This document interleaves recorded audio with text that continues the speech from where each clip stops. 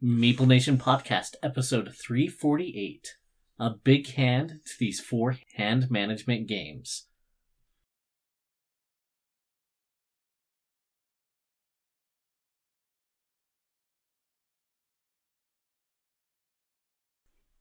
Meeple Nation Podcast is brought to you by GameToppersLLC.com. I love your radio vibe. I should really practice it and get good at it again. So by now, you know how we feel about our Game Toppers. We play on the Watson, we play on the Mycroft. We couldn't be happier. We couldn't be happier with the accessories they come with. We couldn't be happier with any of it. So if you have not yet done so, make your way over to GameToppersLLC.com and check them out. For crying out loud, Christmas is coming. You heard our gift-giving guide, so look at the Game Toppers for the gamer in your life. And if you're looking for Christmas, you probably should have already gone. Although you could probably still get it. Release of this episode, you could totally still order and have your Game Topper delivered. There is still time. Welcome to Meeple Nation. We are your hosts. I am Andy Holiday. I am Nathan Howard. I'm Dave Holiday. He ruined it. And I am Logan Howard. This week we are discussing 4 different hand management games. Last week we went over a lot of games. Episode ran a little bit long. There was a lot of games that we talked about. Mm-hmm. The library of hand management game is pretty deep. And so this week we're going to each pick a game that explores that hand management in a little bit different way. These aren't necessarily our favorite games, but we've each picked a game that we enjoy to talk about. Let's go ahead and let's begin with you, Logan. Tell us about your game. So I'm probably going to talk about this game longer than it actually takes to set up and play this game. Awesome. Which is not very long at all. It's called The City. Nathan and I have played it quite a bit this year because it was on his gaming goals. Spoiler alert, we did it because it was really fast. But it's a game that's all about hand management and engine building. So the city is, you get this giant stack of cards. Each player gets 7 cards that are dealt out to them. And then out of that 7, they pick 5 that they want to keep. And then you look at the cards. It's really simple. They do not try to complicate it at all. If you want this card, it has a little cost up in the corner. You have to discard that many cards. And then you get either victory points or you're able to draw cards from those cards. Each round you're going to be able to do that. And then first player to get to 50 ends the game. Not necessarily win, because during that round, if somebody else gets to 50 but goes up beyond them, they win. It's a really simple game. You either win or lose really fast. The game lasts like maybe 10 minutes. Maybe. Yeah, the first time you play and you're trying to teach people, exactly like you said, Logan, talking about this during this episode, we probably could have played the game by the time we're through talking about the city, which I really enjoy about this game. So there's Jump Drive and the City that are very similar. I like the City better than I like Jump Drive. I don't know if it's a theme or what, but I like the City better. The most complicated thing is managing the risk of when to play a certain card. Because you want to keep cards in your hand so that way you can build another building the next round. Hopefully build off of each other. But sometimes if you just risk it, first round I discard down to 5 cards and there's this really cool 4-cost card. Sometimes it pays off that I'm able to build that the first round, and sometimes it just screws me over. It's really a balance of hand management. Is each turn you're going to get these great cards. And there's no sense in trying to hold on to this one fancy park or that's going to cost 12 cards to discard to build into your city at the very first, because there's no way you're going to hold on to it for that long. That's what I like about the game too, is you get these cards and you think, oh wow, this is going to be a great card to play. At round 1 or 2, you're going to end up paying that card as income. Yeah, it's an expensive card and you need to play cards to get cards in your tableau that will give you more cards, give you more points. Sometimes you sacrifice those cards that are going to be really cool at the end game to get points or get cards, because gaining cards, gaining that income each round is key to the beginning of the game. It's key to the beginning, and from the times that we've played, there's been times where you're only allowed to keep 12 cards in your hand. There's been times where I've had to draw 25 cards from the stack and then whittle down to 12 and then pick what I was going to build off of those cards. If you're like Dave, you can spend a lot of time going through like, okay, which ones am I going to keep? Hopefully by that time you have enough of your engine built that you kind of know what cards you're looking for. can whittle through them real quick and see like, okay, this one's going to give me 6 victory points a turn. Sweet, I'm going to go for that one instead of this one. Discard the rest and then just pick some just to discard to build it. It's actually a pretty quick process once you get down to it like that. I think that's definitely true, especially by the time you get to where you're drawing that many cards in the game. It's usually pretty obvious which cards are going to be beneficial for you at that point. I mean, at the beginning of the game, you kind of decide which route you're going to go, and it could go really well for you, or in some of the times I've played that game, my initial cards, I decided I'm going to go for this strategy, and it has just flopped because I just didn't get the cards I needed. Right, yeah. Every time. By like strategy, you mean there are icons that you're trying to collect. There's the fountain icons, or there's the shopping cart icons, or there's the transportation icon. There are several cards that will give you bonuses or will feed that engine, producing extra card draws or producing extra victory points by obtaining more of that type of icon. I hate to love this game. Why? Because it's a fake engine building game. A fake engine? You're a fake engine building game. There's just not enough time. I really enjoy this game a lot, but I suck. I love building an engine every time I have played this game, and that's been a lot of times. Finally, I'm just about there. And somebody's like, all right, scored 30 points this round. Game's over next round. Oh, sweet. Well, I'll score 7. So that's why I call it a fake engine building game, because there's not enough time to really build an engine. It is a fast-paced game. I mean, it's going to go 7, 8, maybe 9 rounds before the game's over. Those rounds go really quick. They do. Yeah, the first time I played this game, Andy, you were with me and Fritchett, and we went up to Logan to play with Dennis. And we played it probably 20 times in an hour and a half. I don't know. Yeah, it was fast. I mean, played it a lot. I'm pretty sure I've never won the game once. You brought up Jump Drive. Same thing. Jump Drive, I have pulled off the victory a couple of times in that, and I've played it far fewer times as well. But I think I like the city better as well. Jump Drive fits right into the pocket of those who love Race for the Galaxy universe. It's the same artwork, it's the same designer, it's the same, fits right in there. The city came out first in 2011. Jump Drive came out after. The English version of the city didn't come out until 2019. That's right, because we were playing the German. Brent had the German version. This is something that I think is just so cool about this hobby. This game, The City, really good game. Came out in 2011. I didn't even know it existed until last year. I'm sure there's other gems like this that a lot of people are enjoying and just having a great time with, or maybe sitting on the shelf of shame for the last couple of years that we need to just find and love like we do The City. A lot of people call that the shelf of opportunity. That's how I like to look at it. I think it's a shelf of shame because I bought too many games. It's my own fault for not playing what I've bought. I consider it my shelf of shame. A lot of people like to call it that shelf of opportunity because it is an opportunity, right? New games to play. Well, that's just the entire shelf, because I look at the shelf and I just see tons of gems that we just haven't been able to get to the table for a while, and I would love to play more. We do run into that problem, right? Too many games, too little time. There's games that are great, that are classics. Games that end up getting cycled through once, twice a year. Some of them once or twice every 2 years. There's a lot of really cool new games. There are some great classic games. That's The City, 2 to 5 players. It says 30 minutes. I doubt that.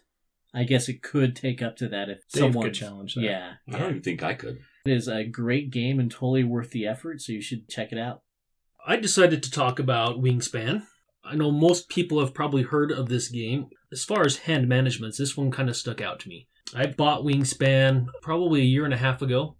Me too. Well, I didn't buy it, but I ordered it. So how many times have you played your copy of Wingspan, Dave? I haven't. I've only played your copy. Yeah, because we had to borrow your copy to play. But Wingspan is a 1 to 5 player game. This game is very well done. The components, that's the first thing I noticed when I opened the box, was just high quality cards. The boards are like a portfolio that you open up. And each player board has 3 different rows. You can set 5 cards in each row. We'll have a hand of bird cards, and each card is going to be unique. Each card will have a different bird on it. I think one of the coolest things, and it's not really game related, about each of the birds is it'll have a little bit of knowledge, just a little tidbit of what that bird is, maybe something about it. And it's not made up knowledge. It's not. It's not made up knowledge. In fact, on each of these cards, it'll have what type of nest they have, what they eat, so you can put it in play. You have to pay food to put birds on your board. It is based on what those birds actually eat or what their nests actually are. And it also will tell you which habitat you can put it in. So on your player board, you have 3 different habitats. You have the forest, you have the grasslands, and you have the wetlands. Depending on which bird you have, in reality, what habitat those birds live in will be shown on the card, and you have to play those birds in the proper habitat. How is this a hand management game? So you're actually managing more than just cards in your hand. You have food that you're trying to manage, and you also have eggs that are on your board, but you're managing those eggs as well. Coincidence, this is kind of an engine builder game, Logan, as well, that game you talked about. It's a hand management engine building game. You are going to be playing birds on the different areas on your board. Depending on which row you put the bird on, so put it in the forest, it's going to improve your ability to collect food. If you put it in the grasslands, it increases the number of eggs that you can lay on your turn. And if you put it in the wetlands, it allows you to get additional bird cards into your hand. And there are several different types of birds. There's birds that will, when you do an action, say I'm going to gain food, you're going to start in the rightmost spot that does not have a bird card. And you're going to resolve whatever that shows. For example, if I have 2 birds in my forest, I will resolve that I get to take 2 food from the bird feeder. Those are dice that will be rolled, and I'll get to take 2 of those. And then I'm going to move to the first bird card that I have. If it's a bird card that has a brown power on it, I have a choice to resolve that special ability or to not resolve it. And I'm going to move on down and I trigger different abilities as I move down from bird to bird that are in that row. So there's birds with brown powers that will trigger during an action like that. There are birds that have a pink banner on them, and those birds, their power gets triggered on somebody else's turn. And they can only be triggered once per round. But if someone does something that activate that action, you can choose to take that action. It's not your turn. There are birds that don't have a banner, and these birds don't have any abilities, just are a one-time effect, and they typically are worth the most points. Usually it's that you'll get a bonus card or some other benefit. Finally, so the other one are blue banners, and those are only down in the European expansion. But in the base game, there are only the 3 types of birds. So you are managing these cards because one thing that you can do during specific actions, for example, once again, if I go back to collecting food, I can spend cards to get extra food. If I am on a spot that will allow me to spend a card to get food, I'll get the food that I'm allotted plus discard a card, get an additional food. Now, in the grasslands, I can do that with food, and in the wetlands, I can do that with eggs. All of your resources are not just going to be used to play birds. You can actually use them to get more cards or to get additional eggs during your turn. As you're doing this, you're play for a specific number of rounds in the game. As you're playing birds, it's going to be more and more expensive to play birds. They won't only cost food. If you play a bird in your first column on your board, whether it's in the grasslands or in the forest or in the wetlands, it just costs whatever the value of food is on your card. But every subsequent bird you put in that area, to the second or the third column or the fourth column, etc., it's going to cost you eggs as well. So you need to have eggs on your birds to be able to put additional birds on your board. Once you get row completely filled up, then you're going to unlock the best power that you have in that row. For example, if you have 5 birds in your grassland, you are going to produce 4 eggs and be able to trigger all the engine building abilities that you have put on your board. Finally, the last type of card that there are bonus cards. And bonus cards, you're not really managing anything with bonus cards. They're just cards that are basically going to give you a goal at the beginning of the game.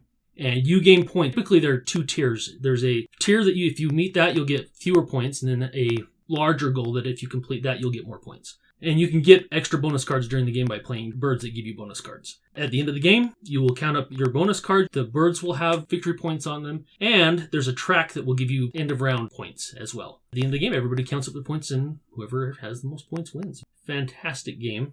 It is a very good game. I think I was probably there the first time you played it, maybe the second time. I don't know. Played it several times with you and with other people as well. And it's a really good game. It's one that I've enjoyed every play of it and will continue to enjoy every play of it. Greatest elements about the game is the components. You have the eggs. The Easter eggs. They look like the Reese's peanut butter Easter eggs. They look really good. They're different colors. They're random. And not the colors don't matter, but that's just a nice touch, right? The variety in this. The food that you're gathering has a little dice tower that's the bird feeder. You drop the dice in there, it populates the bird feeder. There's just so much little touches. The facts that are on the card just help the game shine.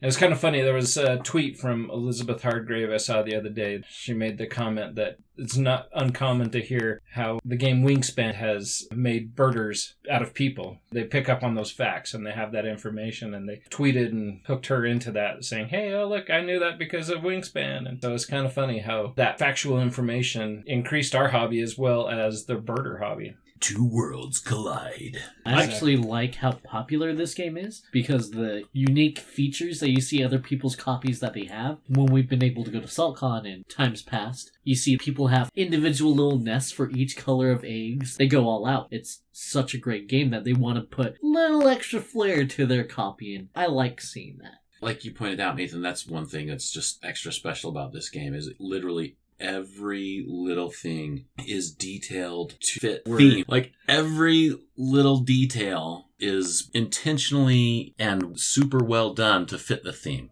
Even beyond that, there are a lot of details that they specifically out of their way to do, more so than most other games. It just adds. Elizabeth Hardgrave's done a great job with this game. Yeah, she really has. I really like games that have the educational aspect to it, but that's not the purpose of the game. A fun game, and you can have fun and maybe not pay attention to any of the educational stuff and still have a absolutely great experience. Yet you can enhance that by looking at the cards and seeing the little details that have been added to it. Very, very, very well done. And you mentioned it has a European expansion. Yes. And the Oceania expansion that is just released. You should be able to find that one out and about as well. So those who haven't played this, highly recommended. We get it to the table quite often, actually. And love the expansion. If you already own it, then yeah, go pick up the new expansion. So that is Wingspan. I chose to talk about a game that I really, really have loved. I've played through it twice now.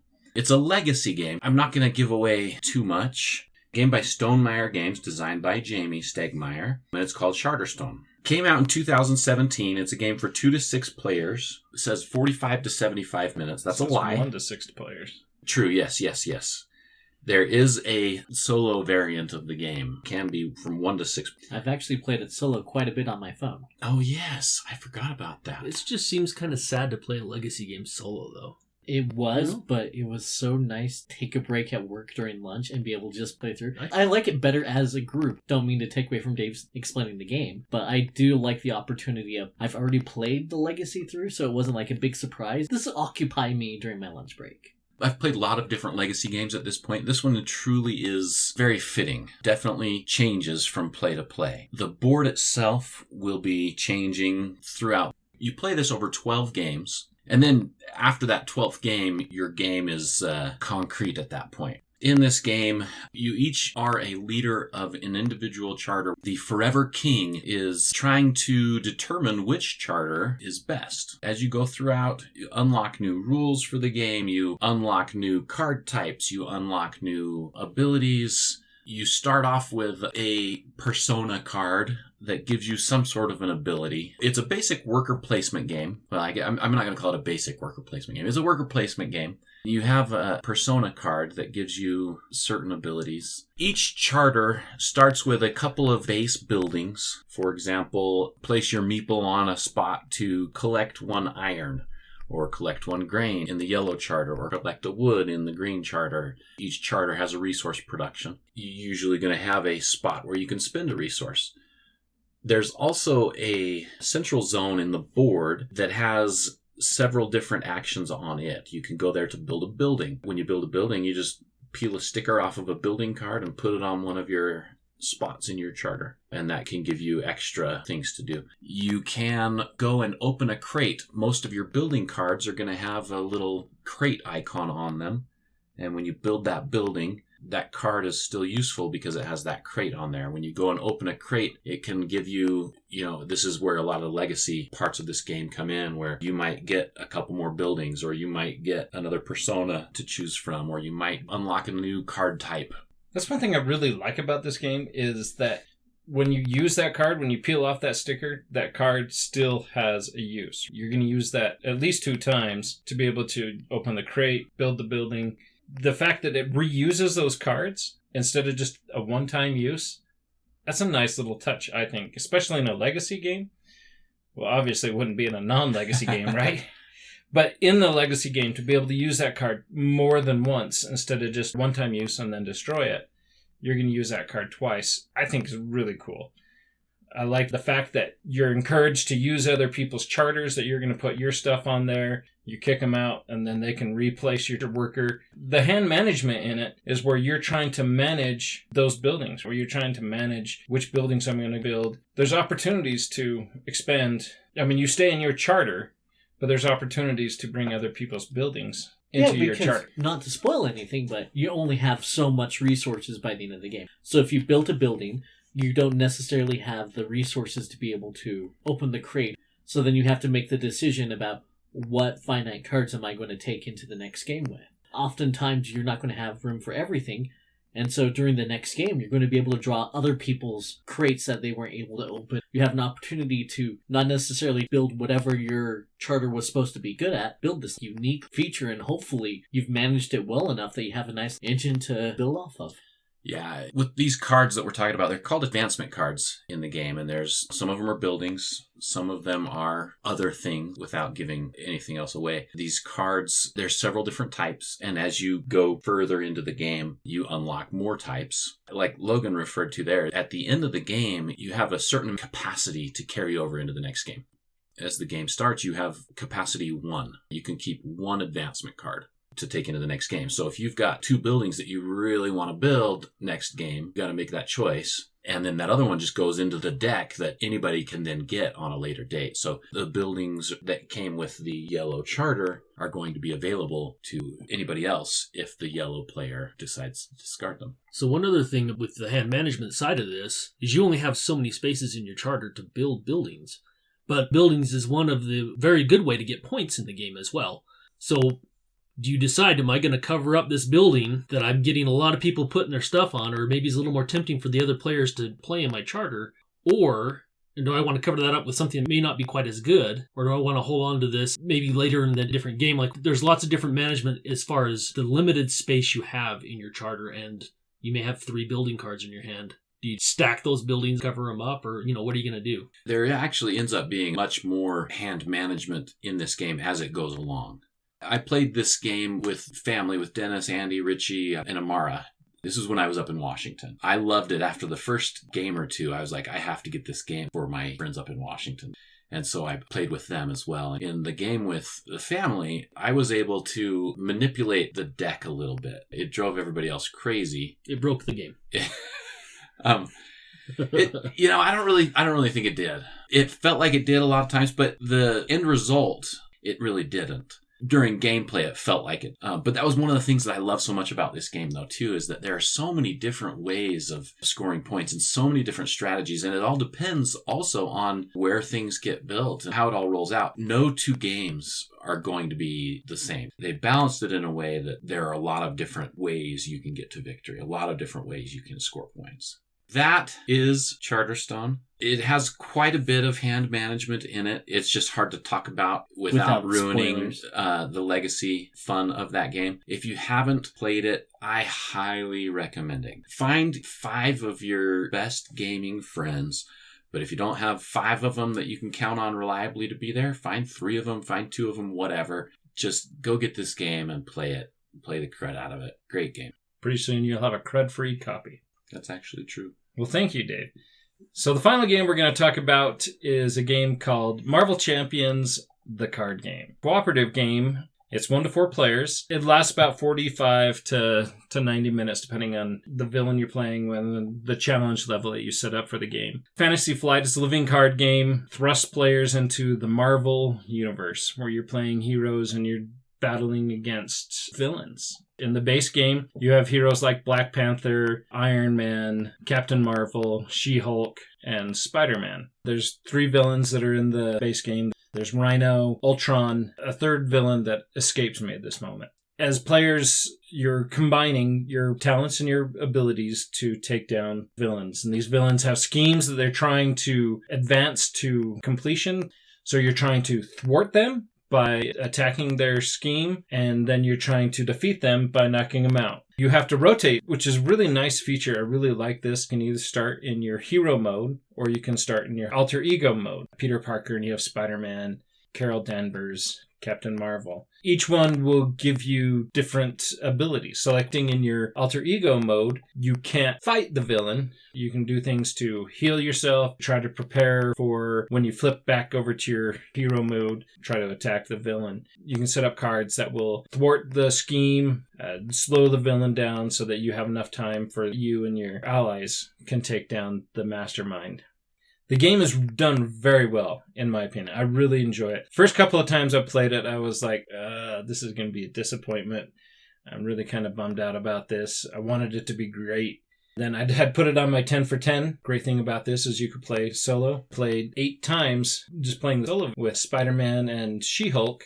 And went through several campaigns, went through the Red Skull mini expansion. Has a whole campaign that goes with it. Ton of fun. Had a little bit of progression in it. Some cards that you were able to keep from game to game. Just that whole experience of going through developing and mastering these heroes, how they work together to be able to defeat the villains. Go through and defeat all the villains. The great thing about this, it's a living card game from Fantasy Flight. So there's expansions that are coming out on a regular basis. You have hero packs that will come out. So you have a hero pack like Captain America or Wasp or Hulk that just recently came out. These little blister packs that have set cards in them. Then you can add different cards. Hopefully get your heroes to work well together. Because there's no way you're going to be able to do it if you're not working together. You need somebody who can slow down the scheme. You need somebody who can do damage to the villain. You need somebody who can recover health. The game is very well done. Highly enjoyable. I'm up to 12 plays this year. That is Marvel Champions, the card game. Lots of expansions out. Lots of villains. The Green Goblin, Red Skull, the Wrecking Crew. That's Marvel Champions. Worth your time for sure. I'm glad you've picked up this game. I know I've said this in the past, but looking at it, I've played Legendary and didn't really care for Legendary very much, which is probably what turned me off of this. Is this just going to be another normal game, so I got to buy it? Is it actually going to be worthwhile? So I've never played it. The nerd tax. It's Right. a real thing. The nerd tax. It is a real It thing. is a real thing. And I try to not fall into that trap, so I maybe don't get games that are really fun games for that reason, because I tend to shy away from that. So that's one we definitely need to play next year once we finish your list, Nathan. Because I want to try it. I'm very interested. I'm glad that you've gotten pretty much everything for it. So far, yeah. It's a good game. You'll like it. I've enjoyed it. I've only played it twice, I think, maybe 3, but it's good. And I'm excited to play the new characters. That is our 4 hand management games. Check them out. Each uses that hand management a little bit different. Next week, we're going to be talking about Root. Tune in next week. And hopefully you enjoyed these 4 hand management games. Until next time. We'll see you at the game table.